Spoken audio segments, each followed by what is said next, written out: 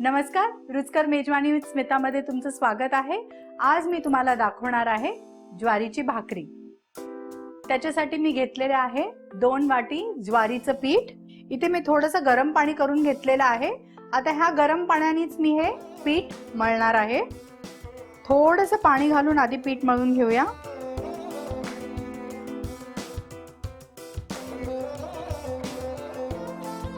थोडं थोडं पाणी घालून आपल्याला हे पीठ मळायला लागणार आहे।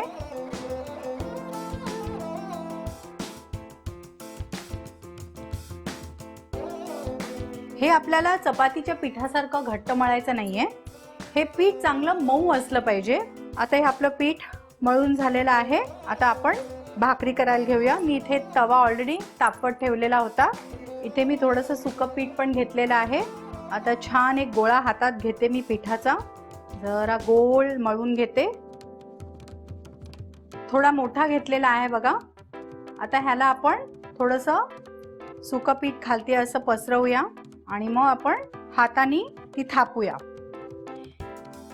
तर आपल्याला हाताच्या ह्या भागाने थापायचं आहे। हळूहळू थापूया। समजा तुम्हाला थापता येत नाही तर तुम्ही ह्या लाटूही शकता। थोडंसं प्रेशर देत देत त्याचा आकार आपल्याला वाढवायचा आहे। काही लोक इतके एक्सपर्ट असतात की ते हातावर पण थापतात। मला ते अजिबात जमत नाही। बऱ्याच वेळा मी तर लाटूनच करते।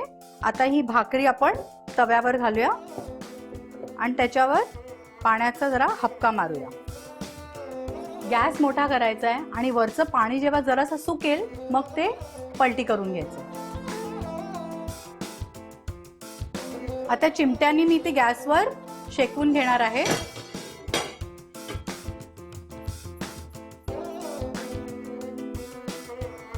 तिची छान फुगते बघा।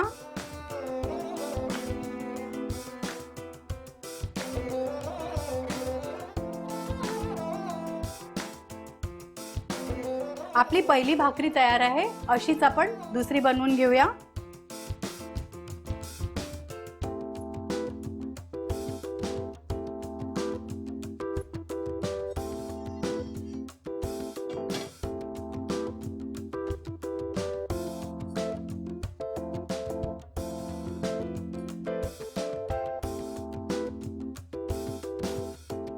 भाकरी, ठेचा आणि मुक्का मारलेला कांदा हे जर आपल्या जेवणात असेल तर मजाच येईल। तर ही भाकरी तुम्ही जरूर न घाबरता ट्राय करा आणि मला कळवा।